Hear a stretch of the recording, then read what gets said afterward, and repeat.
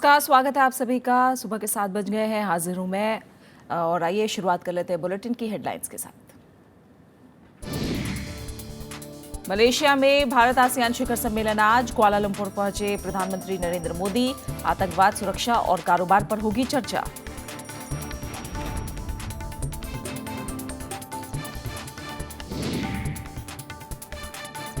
माली में बंधक संकट खत्म, 27 लोगों की मौत, 20 भारतीय सुरक्षित बचाए गए। देश में 10 दिन के लिए लगा आपातकाल। इराक और सीरिया में आईएस के खिलाफ कार्रवाई होगी तेज, सुरक्षा परिषद में आम राय से प्रस्ताव पारित। फ्रांस के सेंट डेनिस में तीसरे आतंकी का शव बरामद।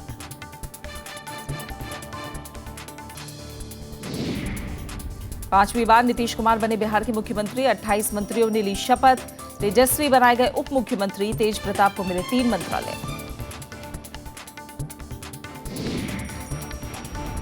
तमिलनाडु में फिर बारिश का कहर, अब तक 120 की मौत, आंध्र में 35 ने गंवाई जान, 3000 करोड़ का नुकसान। मुख्यमंत्रियों की आर्थिक मदद की मांग।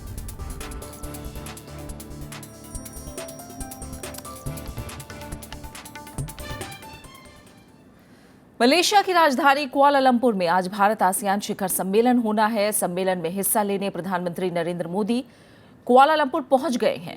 प्रधानमंत्री ने आसियान से कारोबारी रिश्ते मजबूत करने के लिए इस दौड़ को अहम बताया है। मलेशिया की राजधानी कुआलालंपुर पहुंचने पर प्रधानमंत्री नरेंद्र मोदी का भव्य स्वागत हुआ। प्रधानमंत्री आज भारत आसियान शिखर बैठक में हिस्सा लेंगे। इसमें 2016 से 2020 के लिए साझा एक्शन प्लान की घोषणा होनी है। आसियान से सुरक्षा और आतंकवाद के बढ़ते खतरे को रोकने पर बात होगी। कारोबारी रिश्तों को मजबूत करने पर भी चर्चा होगी। As far as ASEAN is concerned, we already have a strategic partnership. After the Act East policy was enunciated last year, the involvement of India in the priority areas of cooperation has increased, and we are also focusing more on economic activities and on capacity building.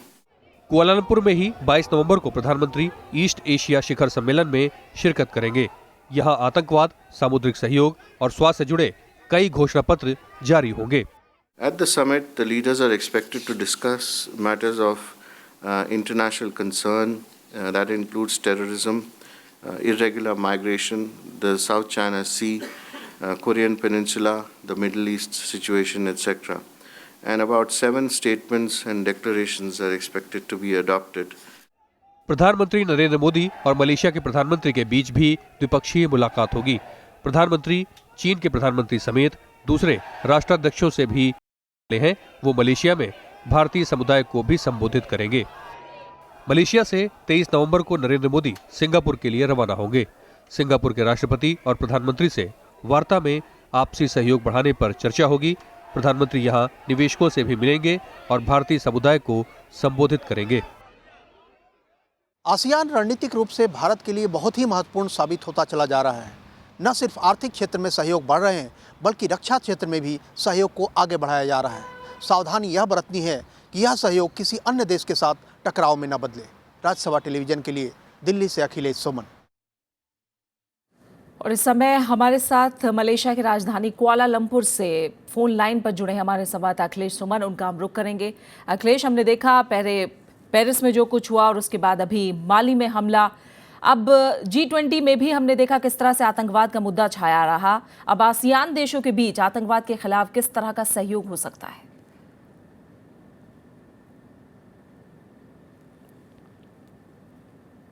जी अखिलेश, आप तक आवाज पहुंच पा रही है?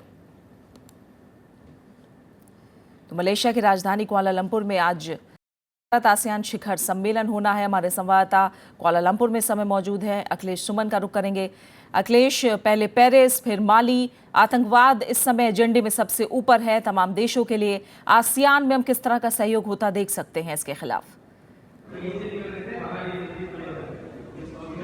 देखिए प्रीति, जो सबसे महत्वपूर्ण बात है, जो आज यहाँ जो सचिव हैं आसियान मामले को देखते हैं विदेश मंत्रालय में, उनका कहना है कि आतंकवाद और साउथ चाइना सी आसियान की सबसे बड़ी चिंता है। और कल अमेरिका के राष्ट्रपति बराक ओबामा यहाँ थे, बराक ओबामा से भी मलेशिया के लोगों ने बात की है, आसियान के लोगों ने बात की है। उसके बाद चीन के प्रधानमंत्री ली केक्वांग के यहाँ हैं, वो भी आज प्रधानमंत्री से बात करेंगे। तो एक तरह से कहें कि आर्थिक सहयोग के अलावा आतंकवाद, फ्रांस पर हमले के बाद आतंकवाद एक बहुत बड़ी समस्या के रूप में एक बार फिर दुनिया को दहला रहा है और आसियान समिट में भी इस पर बातें होनी है। जी बिल्कुल, इससे अलग अगर बात की जाए, ज़रूर हमें ठोस निकलता दिखाई दे, आतंकवाद के मसले पर भी सहयोग ज़्यादा दिखाई दे, इस पर नज़र रहेगी। लेकिन व्यापारिक सहयोग की अगर हम बात करें, आर्थिक सहयोग की बात करें, तो किस तरह से अहमियत इस बार इस सम्मेलन की है अखिलेश? देखिए, आर्थिक सहयोग की जहाँ तक बात है तो आसियान जो समिट है, आसियान जो अभी बना है वह आसियान कम्युनिटी में बदलने वाला है। इस बार दिसंबर में ये आसियान कम्युनिटी बन के घोषित हो जाएगा और इसके अलावा regional comprehensive economic partnership Bharat के साथ आसियान साइन करने वाला है, उस पर भी अभी बात होगी। और अब से थोड़ी देर बाद प्रधानमंत्री Narendra Modi ASEAN Bharat investment summit को संबोधित करेंगे। तो भारत की यह पूरी कोशिश यह है कि आसियान के देशों में जो इन्वेस्टमेंट की अपॉर्चुनिटी है भारत की तरफ से, उसे तो किया ही जाए, साथ ही भारत की तरफ से जो सहयोग हो सकता है आसियान के देशों को वह भी दिया जाए, क्योंकि आसियान के देशों को भारत से ज़रूरत है सॉफ्टवेयर टेक्नोलॉजी की, भारत ने जो महारत हासिल की है उसकी ज़रूरत है। लेकिन भारत को आसियान के देशों से कई तरह के आयात भारत में आ सकते हैं और साथ साथ आसियान में जो अतिरिक्त पूंजी है जो भारत में लग सकती है उसकी भी संभावना है। तो प्रधानमंत्री नरेंद्र मोदी जैसा कि हर जहाँ भी वे जाते हैं वहाँ के इन्वेस्टरों से, निवेशकों से अपील करते हैं कि भारत में निवेश करें, तो यहाँ आसियान में भी वे आज तकरीबन 11:30 बजे उनका भाषण होगा और यहाँ निवेशकों से वे अपील करेंगे कि भारत में जो अभी निवेश की स्थिति है वह निवेश की स्थिति अच्छी हुई है और संभवतः वो अपने लोगों को प्रेरित करेंगे कि वे भारत में निवेश करें। बिल्कुल, बहुत बहुत शुक्रिया अखिलेश आपका हमारे साथ जुड़ने के लिए, इस तमाम जानकारी के लिए। तो सम्मेलन में जाहिर तौर पर प्रधानमंत्री नरेंद्र मोदी का पूरा ध्यान आतंकवाद की चुनौतियों से निपटने और आर्थिक सहयोग बढ़ाने पर रहेगा और इस पर लगातार नजर रहेगी। इससे जुड़ा अपडेट भी आप तक पहुंचाते रहेंगे। फिलहाल आगे बढ़ते हैं। अफ्रीकी देश माली में 9 घंटे की कार्रवाई के बाद बंधक संकट समाप्त हो गया है, लेकिन आतंकियों ने कम से कम 27 लोगों को मौत के घाट उतार दिया। पुलिस ने बंधक बनाए गए 20 भारतीयों को सुरक्षित छुड़ा लिया है। राजधानी बमाको में कल आतंकवादियों ने रेडिसन ब्लू होटल में 170 लोगों को बंधक बनाया था। सुरक्षा बलों की कार्रवाई में 2 बंदूकधारी भी मारे गए। आतंकवादी स्वचालित हथियारों से लैस थे। अधिकारियों के मुताबिक 12 शव होटल के बेसमेंट में मिले, जबकि 15 शव दूसरे माले से मिले। अलकायदा से जुड़े इस्लामिक मगरेब और अल मुराबिताओं ने इसकी जिम्मेदारी ली है। हमले के बाद माली में 10 दिन के लिए आपातकाल लगा दिया गया है। पेरिस में आतंकी हमले के बाद माली में ये वारदात हुई है। उत्तर अफ्रीका में फ्रांस के आतंकवादियों के खिलाफ अब फ्रांस कार्रवाई कर रहा है। संयुक्त राष्ट्र महासचिव बान की मून ने हमले की निंदा की है। He expresses his sincere condolences to the government of Mali and the bereaved family and wishes a speedy recovery to the wounded victims of this attack. The United Nations peacekeeping mission in Mali has been assisting the Malian authorities in the handling of the crisis. आतंकी संगठन IS के खिलाफ Syria और Iraq में कार्रवाई को अब संयुक्त राष्ट्र सुरक्षा परिषद की भी मंजूरी मिल गई है। संयुक्त राष्ट्र सुरक्षा परिषद ने अब से कुछ घंटों पहले ही इस बारे में एक प्रस्ताव को मंजूरी दे दी है। इसके तहत सीरिया और इराक में आईएस के खिलाफ इस तरह की कार्रवाई की जा सकेगी। ये प्रस्ताव पेरिस में बीते शुक्रवार को हुए आतंकी हमलों के बाद फ्रांस की तरफ से लाया गया था। प्रस्ताव में कहा गया कि आईएस ने पेरिस हमलों के साथ रूस के विमान को मार गिराया। साथ ही ट्यूनीशिया, तुर्की और लेबनान में भी आईएस की आतंकी हरकतें बढ़ी हैं। पेरिस हमले के बाद हालांकि फ्रांस और अमेरिका और रूस ने सीरिया में हमले तेज कर दिए थे। हालांकि प्रस्ताव में आईएस के खिलाफ इराक और सीरिया में सैन्य अभियान को मंजूरी की बात नहीं है। इसके मुताबिक विश्व के देश इस समस्या का राजनीतिक समाधान निकालेंगे। इस बीच उत्तरी फ्रांस के सेंट डेनिस में हुए ऑपरेशन में तीसरे संदिग्ध का शव मिलने की बात सामने आई है। पुलिस की छापेमारी और गोलीबारी में एक महिला ने खुद को उड़ा लिया था और हमले के मास्टरमाइंड अब्देल हामिद अब्बाऊद के मारे जाने की बात सामने आई थी।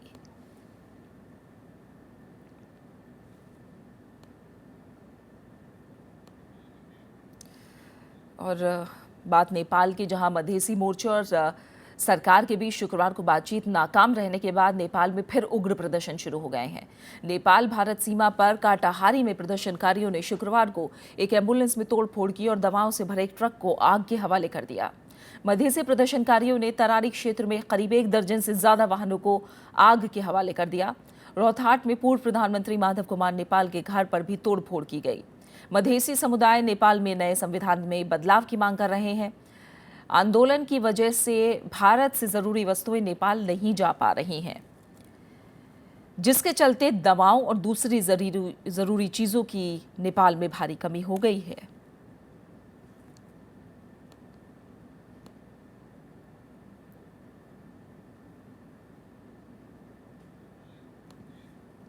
और अब कुछ अहम राष्ट्रीय खबरें। नीतीश कुमार ने कल 5वीं बार बिहार के मुख्यमंत्री का पदभार संभाल लिया। राज्यपाल रामनाथ कोविंद ने पटना के गांधी मैदान में उन्हें पद और गोपनीयता की शपथ दिलाई। नीतीश कुमार के अलावा आरजेडी और जेडीयू से 12 और कांग्रेस से 4 सदस्यों को मंत्री पद की शपथ दिलाई गई। नीतीश कुमार के मंत्रिमंडल में आरजेडी अध्यक्ष लालू प्रसाद यादव के दोनों बेटे शामिल हैं। मैं नीतीश कुमार पटना के ऐतिहासिक गांधी मैदान में राज्यपाल रामनाथ कोविंद ने मुख्यमंत्री नीतीश कुमार को बिहार के मुख्यमंत्री पद की शपथ दिलाई। नीतीश कुमार ने 5वीं बार बिहार के मुख्यमंत्री का पदभार संभाला है। मैं बिहार राज्य के मुख्यमंत्री के रूप में अपने कर्तव्यों का श्रद्धापूर्वक और शुद्ध अंतःकरण से निर्वहन करूंगा। नीतीश कुमार के बाद राष्ट्रीय जनता दल के अध्यक्ष लालू प्रसाद यादव के बेटों तेजस्वी प्रसाद और तेज प्रताप यादव को मंत्री पद की शपथ दिलाई गई। मंत्री पद की शपथ लेने वालों में इसके अलावा अब्दुल बारी सिद्दीकी, विजेंद्र प्रसाद यादव, राजीव रंजन सिंह उर्फ ललन सिंह, श्रवण कुमार, जय कुमार सिंह, आलोक कुमार मेहता, चंद्रिका राय, अवधेश कुमार सिंह, कृष्ण नंदन प्रसाद वर्मा, महेश्वर हजारी, अब्दुल जलील मस्तान, राम विचार राय, शिवचंद्र राम, डॉक्टर मदन मोहन झा, शैलेश कुमार, मंजू वर्मा, संतोष कुमार निराला, अब्दुल गफूर, चंद्रशेखर, खुर्शीद उर्फ फिरोज अहमद, मुनेश्वर चौधरी, मदन सैनी, कपिल देव कामत, अनीता देवी और विजय प्रकाश शामिल हैं। बिहार विधानसभा में नीतीश कुमार की अगुवाई में महागठबंधन ने बड़ी जीत हासिल की। चुनाव में महागठबंधन में शामिल राष्ट्रीय जनता दल को 80, जनता दल यूनाइटेड को 71 और कांग्रेस को 27 सीटें हासिल हुईं, जबकि बीजेपी को महज 53 सीटों पर ही संतोष करना पड़ा। Bureau report, Rajya Sabha TV. शपथ ग्रहण के बाद नई सरकार में मंत्रियों के विभागों का बंटवारा भी कर दिया गया। आइए देखते हैं किस मंत्री को कौन सा विभाग मिला है।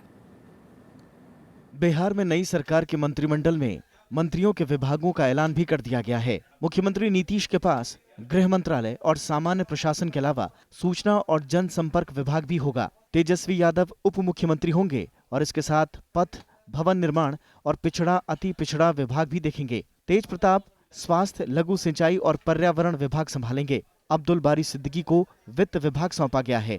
विजेंद्र यादव को ऊर्जा विभाग, ललन सिंह को जल संसाधन विभाग, राम विचार राय को कृषि विभाग, जय कुमार सिंह को उद्योग विभाग, चंद्रिका राय परिवहन मंत्रालय, अवधेश सिंह को पशुपालन मंत्रालय, अशोक चौधरी को शिक्षा और IT मंत्रालय, मंजू वर्मा को समाज कल्याण विभाग, अब्दुल गफूर अल्पसंख्यक विभाग, कृष्ण नंदन प्रसाद वर्मा लोक स्वास्थ्य अभियांत्रिकी और कानून मंत्रालय, अब्दुल जलील मस्तान को उत्पाद और निबंधन विभाग, अनीता देवी पर्यटन विभाग, मदन सहनी खाद्य और उपभोक्ता विभाग, विजय प्रकाश श्रम संसाधन विभाग, महेश्वर हजारी नगर विकास, शैलेश कुमार ग्रामीण कार्य, चंद्रशेखर आपदा प्रबंधन, मुनेश्वर चौधरी खान और खनिज, आलोक मेहता को सहकारिता विभाग, संतोष निराला को अनुसूचित जाति और जनजाति कल्याण मंत्रालय, खुर्शीद उर्फ फिरोज अहमद को गन्ना उद्योग, कपिल देव कामत को पंचायती राज विभाग, मदन मोहन झा को राजस्व और भूमि सुधार विभाग,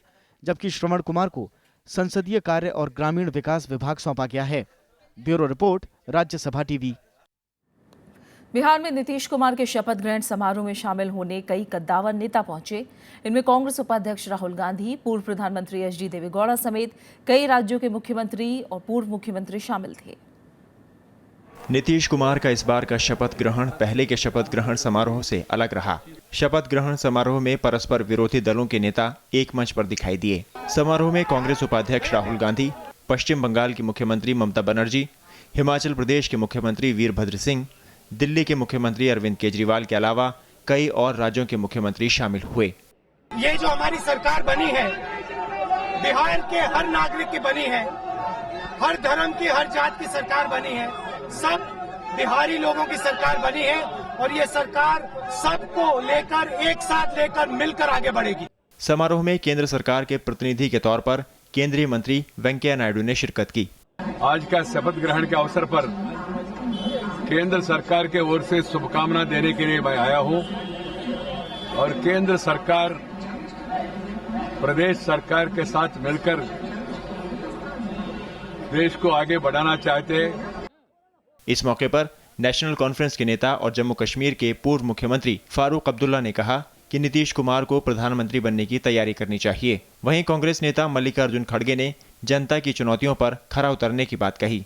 महागठबंधन इतनी बड़ी जीत करके आया है तो हम सबका ये फर्ज होता है कि वो महागठबंधन का वैसा ही छवि रखना चाहिए। ये लोगों की अपेक्षा है, उसके के अनुसार हम चल रहे हैं। बिल्कुल नई शुरुआत हुई है भारत के लिए, एक नई कड़ी है और मैं तो समझता हूं कि नीतीश जी को तैयारी करनी चाहिए अब दिल्ली आने की और प्रधानमंत्री बनने की। समारोह में पूर्व प्रधानमंत्री एचडी देवगौड़ा, एनसीपी के वरिष्ठ नेता शरद पवार, दिल्ली की पूर्व मुख्यमंत्री शीला दीक्षित, सीपीएम महासचिव सीताराम येचुरी, सीपीआई नेता डी राजा समेत कई कद्दावर नेता मौजूद रहे। Bureau report, Rajya Sabha TV. खबरें जारी हैं, फिलहाल हम रुक रहे हैं एक छोटे से ब्रेक के लिए।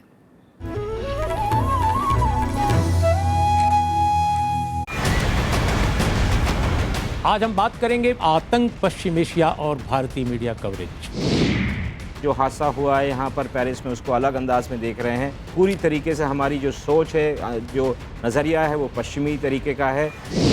हमको सबवर्ट किया जा रहा है और हमको घोल घोल के पिलाया जा रहा है कि जो एंग्लो सैक्सन मीडिया है इसी की नकल करते रहो और यहीं से खाते रहो। सबसे ज़्यादा इम्पैक्ट इस वक्त जो हो रहा है मीडिया से भी ज़्यादा जो सोशल मीडिया, के लिए कुछ और मीडिया कवरेज, उनकी कुछ और इंटेंशन है क्योंकि कॉर्पोरेट हाउसेस है। आजकल मीडिया इंडिपेंडेंट है नहीं किसी का। देखिए मीडिया मंथन शनिवार शाम 7:30 बजे और रविवार शाम 4 बजे सिर्फ राज्यसभा टीवी पर।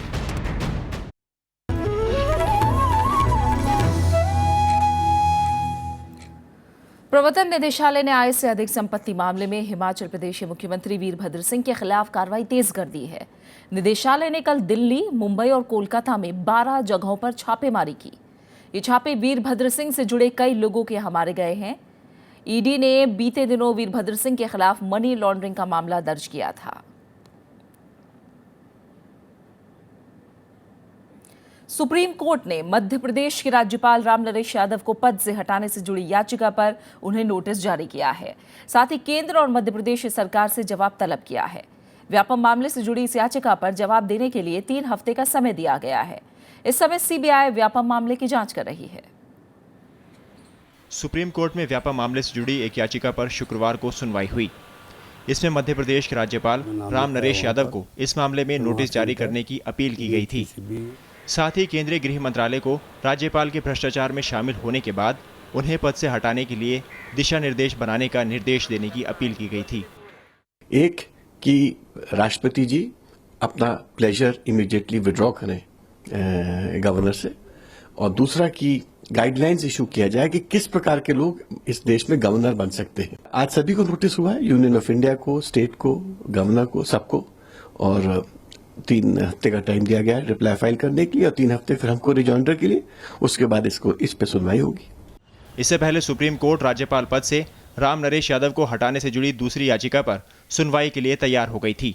इसमें राम नरेश यादव को पद से हटाने और उनका बयान दर्ज करने की अपील की गई थी। एसएलपी में हमारा डिमांड था कि हाईकोर्ट का जो आदेश है उसको क्वॉश किया जाए और जो एफआईआर को क्वॉश किया गया है उसको फिर से रिवाइव किया जाए। उस पर सुप्रीम कोर्ट ने 4 हफ्ते का टाइम दिया था। 4 महीने में भी उस पर कोई जवाब नहीं आया, तो आज वो मैटर्स फिर लिस्टेड थे। व्यापम मामले की जांच करने वाली एसआईटी ने फरवरी में वन रक्षक भर्ती में गड़बड़ी के मामले में राज्यपाल राम नरेश यादव के खिलाफ एफआईआर दर्ज की थी, जिसे उन्होंने मध्य प्रदेश हाईकोर्ट में चुनौती दी थी। हाईकोर्ट ने राज्यपाल के खिलाफ एफआईआर को रद्द कर दिया था। मध्य प्रदेश में करोड़ों रुपए के व्यापम भर्ती और दाखिला गड़बड़ी मामले में कई पेशेवर व्यक्ति, राजनीतिक व्यक्ति और नौकरशाह आरोपी हैं। इस मामले में कई गवाहों और आरोपियों की संदिग्ध मौत के बाद इस मामले को सीबीआई जांच के लिए सौंप दिया गया था। Bureau report, Rajya Sabha TV. Delhi Vidhan Sabha में कल दिल्ली स्कूल एजुकेशन संशोधन समेत 2 बिल पेश किए गए। स्कूलों की मनमानी रोकने के लिए कई सख्त प्रावधान किए गए हैं। इसमें 5 लाख तक का जुर्माना और 5 साल की सजा का प्रस्ताव शामिल है। जन लोकपाल बिल पास कराने के लिए विधानसभा का सत्र बढ़ाया जा सकता है। दिल्ली सरकार ने शुक्रवार को विधानसभा में दिल्ली स्कूल एजुकेशन संशोधन बिल पेश कर दिया। बिल के कानून बनने के बाद नर्सरी दाखिले में निजी स्कूलों की मनमानी पर रोक लगेगी। अब नर्सरी दाखिले के वक्त स्कूल सिर्फ अभिभावक और बच्चे की जानकारी मांग सकते हैं। लिखित या मौखिक रूप से ज्यादा जानकारी मांगने को इंटरव्यू माना जाएगा। इंटरव्यू करने पर 5 से 10 लाख के जुर्माने का प्रावधान है। दिल्ली का जो शिक्षा अधिकार कानून है DSCRA, उसमें संशोधन करके उसमें ये व्यवस्था करने का प्रस्ताव यहाँ विधानसभा के समक्ष रखा है कि अगर कोई स्कूल कैपिटेशन फीस मांगेगा या इंटरव्यू करेगा तो उसके खिलाफ सख्त कार्रवाई की जाएगी, उसके ऊपर जुर्माना लगाया जाएगा और ऐसा करने वालों को जेल में भी भेजा जा सकता है। प्रत्यक्ष या अप्रत्यक्ष रूप से कैपिटेशन फीस लेने पर स्कूलों पर सख्त कार्रवाई होगी। स्कूलों के लिए कैपिटेशन फीस के नाम पर डोनेशन वसूलना महंगा पड़ सकता है। इसमें कैपिटेशन फीस का 10 गुना या 5 लाख रुपए तक का जुर्माने का प्रावधान है। दोबारा डोनेशन मांगने पर 5 साल की सजा हो सकती है। स्कूल और छात्रों से जुड़ी मदों को फीस में शामिल किया जाएगा। फीस का इस्तेमाल सिर्फ स्कूल के खर्च में होगा। फीस को किसी सोसाइटी या ट्रस्ट को नहीं दिया जा सकेगा। इसकी बिल यहाँ पेश करने से पहले इनको वैट कराया जाता है और इसका रिपगनेंस जो है वो जो है सेंट्रल गवर्नमेंट से अप्रूव कराया जाता है। विरोधाभास समाप्त किए जाते हैं क्योंकि ये सेंट्रल एक्ट से जुड़ी हुई चीजें हैं, तो सरकार इसमें भी मनमानी कर रही है। हालांकि स्कूलों के खिलाफ शिकायत की प्रक्रिया को मुश्किल बनाया गया है। नए संशोधनों के बाद कम से कम 20 छात्रों के अभिभावकों की शिकायत के आधार पर ही शिक्षा निदेशालय जांच करेगा। अनु दीवान, राज्यसभा टीवी। तमिलनाडु में बारिश से मरने वालों की संख्या बढ़कर 120 हो गई है। राज्य सरकार अगले हफ्ते में नुकसान के बारे में केंद्र सरकार को रिपोर्ट भेजेगी। आंध्र प्रदेश में भी बारिश से अब तक 35 लोग जान गंवा चुके हैं। मुख्यमंत्री एन चंद्रबाबू नायडू ने शुरुआती आकलन में 3000 करोड़ के नुकसान की संभावना जताई है। उन्होंने प्रधानमंत्री, केंद्रीय गृह मंत्री और कृषि मंत्री को चिट्ठी लिखकर आर्थिक मदद की मांग की है। उत्तर पूर्व मानसून से करीब 1 हफ्ते तक हुई भारी बारिश ने तमिलनाडु, आंध्र प्रदेश और पुडुचेरी में लोगों की परेशानियां बढ़ा दी हैं। 2 दिन की राहत के बाद चेन्नई में गुरुवार रात भर हुई बारिश से बाढ़ की आशंका भी बढ़ गई है। हालांकि शुक्रवार को सुबह बारिश नहीं होने से लोगों ने राहत की सांस ली। मौसम विभाग ने तटीय और आंतरिक जिलों में अगले 24 घंटों के दौरान बारिश की आशंका जाहिर की है, जिससे राहत और पुनर्वास अभियान में मुश्किलें खड़ी हो सकती हैं। बीते 4 दिनों में चेन्नई और कांचीपुरम जिलों में 9 लोगों की मौत हो गई है। चेन्नई, तिरुवल्लूर, कांचीपुरम और कडलौर में रिहायशी इलाकों से पानी निकालने का काम जारी है। அதனால தண்ணியே நிறைஞ்சு இருக்குது. இந்த தண்ணி நிறைஞ்சதுனால எங்க சொந்த பணத்தை போட்டு கூட நாங்க மோட்டர் வச்சு அந்த தண்ணியை எடுக்கிறோம். அந்த தண்ணியை எடுத்து அந்த பக்கம் விட்டு அந்த ஏரியா ஆளுங்க வந்து ஏன் இந்த பக்கத்துல தண்ணி எடுத்து வந்து விடுறீங்க அப்படின்னு அவங்களே எங்க கிட்ட வாக்குவாதம் பண்றாங்க. நாங்க எந்த பக்கமும் போக முடியல. As far as forecast for next 24 hours is concerned, it is likely to rain at many places in the coastal districts and at few places in the interior districts. 1 or 2 places in the interior districts may experience heavy rainfall. As far as Chennai city is concerned, it will be partly cloudy and rain will occur in some areas. Tamil Nadu की मुख्यमंत्री जयललिता ने केंद्र सरकार से नुकसान के आकलन के लिए केंद्रीय दल भेजने की मांग की है।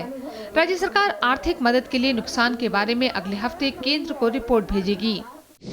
आंध्र प्रदेश में भी भारी बारिश से पिछले 1 हफ्ते में 35 लोगों की मौत हो चुकी है। चित्तूर, नेल्लोर, कडप्पा और अनंतपुर जिले सबसे ज्यादा पीड़ित हैं। इन जिलों में नदियां उफान पर हैं और बाढ़ का पानी गांव और खेतों में भर गया है। नेल्लोर में फसलों को सबसे ज्यादा नुकसान पहुंचा है। राज्य के समुद्री तट से लगे इलाकों और अन्य कुछ जिलों में और भी बारिश हो सकती है। मुख्यमंत्री एन चंद्रबाबू नायडू ने बाढ़ पीड़ित इलाकों में रोजमर्रा की चीजों की आपूर्ति बढ़ाने का निर्देश दिया है। स्पेशली कोस्टल आंध्र प्रदेश में, रायलसीमा में, साउदर्न पार्ट्स में बारिश होने का संभावना है और चित्तूर डिस्ट्रिक्ट और कड़पा डिस्ट्रिक्ट रायलसीमा में और नेल्लूर प्रकाशम district south coastal Andhra Pradesh में कहीं कहीं भारी वर्षा भी होने का संभावना है। उत्तर पूर्व मानसून का असर पुडुचेरी में भी दिखा। सोमवार से बुधवार तक यहां के सभी शिक्षण संस्थानों को बंद करना पड़ा।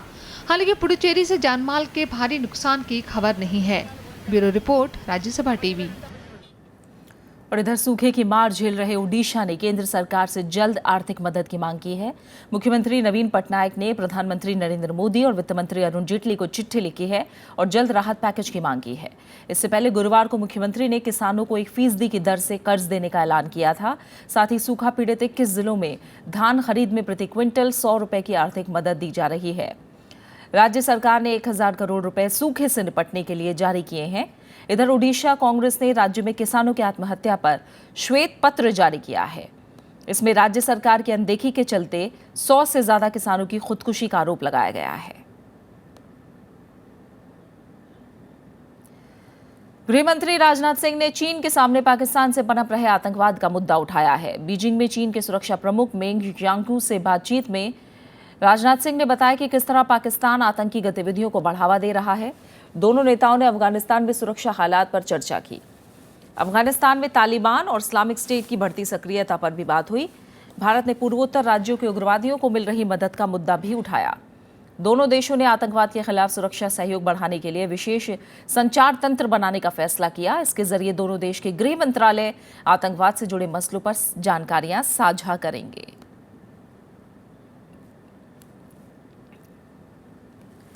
गोवा में कल 46वें international film festival of India का रंगारंग आगाज हुआ। इसके साथ ही अगले 11 दिनों तक 90 देशों की 289 फिल्मों का प्रदर्शन किया जाएगा। इसमें शामिल होने के लिए देश और विदेश से फिल्म प्रेमी और कलाकार गोवा में जुटे हैं। 46वें अंतर्राष्ट्रीय फिल्म महोत्सव की गोवा में शुक्रवार को रंगारंग कार्यक्रम के साथ शुरुआत हुई। विश्व बंधुत्व का संदेश समेटे इस अंतर्राष्ट्रीय फिल्म समारोह का आगाज सूचना और प्रसारण मंत्री अरुण जेटली और बॉलीवुड स्टार अनिल कपूर ने किया। इस मौके पर रक्षा मंत्री मनोहर पर्रिकर और गोवा के मुख्यमंत्री लक्ष्मीकांत पार्सेकर समेत देश विदेश की कई हस्तियां मौजूद रहीं। Cinema in the last 102 years of its existence has provided us with an opportunity to feel every moment of it. And I say this with a sense of pride that Indian cinema has done it with a great sense of excellence. समारोह की शुरुआत में भारतीय गणितज्ञ श्रीनिवास रामानुजन के जीवन और संघर्षों पर केंद्रित biopic the man who knew infinity film दिखाई गई। I have nothing. Do you even see the bruises on my face? Ramanujan, and he's one of the greatest minds that we've ever known in the history of mathematics, and his story is one of the most inspiring. इस साल 90 देशों की 289 फिल्मों को प्रदर्शन के लिए चुना गया है। इनमें वो 26 फिल्में भी शामिल हैं जिन्हें ऑस्कर पुरस्कारों के लिए नामित किया गया है। The use of dance, singing, and huge scale productions. There's not so much chamber cinema, not so much smaller stories. Festival में Indian panorama, international cinema, retrospective section, documentaries और ऑस्कर अकादमी फिल्मकारों का मास्टर वर्क दिखाई देगा। भारतीय फिल्मों में code, मसान और बजरंगी भाईजान का भी प्रदर्शन होगा। फेस्टिवल में जुटे फिल्म प्रेमियों में खासा उत्साह दिखाई दे रहा है। Through this film festival, I can see the world cinemas and what is the cinemas happening there, especially in the Middle East countries and European countries. What is going on there? I'm going to see the cinemas. Festival में cinema से जुड़ी अलग अलग category में award दिए जाएंगे। उत्सव में दिग्गज अभिनेता शशि कपूर पर एक विशेष कार्यक्रम का आयोजन भी किया जा रहा है। सूचना और प्रसारण मंत्रालय हर साल गोवा में अंतर्राष्ट्रीय फिल्म महोत्सव का आयोजन करता है।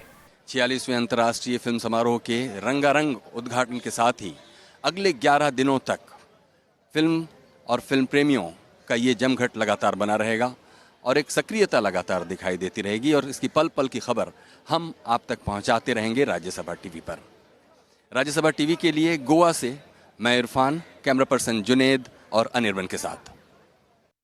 और फिलहाल इस बुलेटिन में इतना ही। आखिर में एक नजर हेडलाइंस पर। मलेशिया में भारत आसियान शिखर सम्मेलन आज। कुआलालंपुर पहुंचे प्रधानमंत्री नरेंद्र मोदी। आतंकवाद, सुरक्षा और कारोबार पर होगी चर्चा। माली में बंधक संकट खत्म, 27 लोगों की मौत, 20 भारतीय सुरक्षित बचाए गए। देश में 10 दिन के लिए लगा आपातकाल। इराक और सीरिया में आईएस के खिलाफ कार्रवाई होगी तेज, सुरक्षा परिषद में आम राय से प्रस्ताव पारित। फ्रांस के सेंट डेनिस में तीसरे आतंकी का शव बरामद। 5वीं बार नीतीश कुमार बने बिहार के मुख्यमंत्री, 28 मंत्रियों ने ली शपथ। तेजस्वी बनाए गए उप मुख्यमंत्री, तेज प्रताप को मिले 3 मंत्रालय।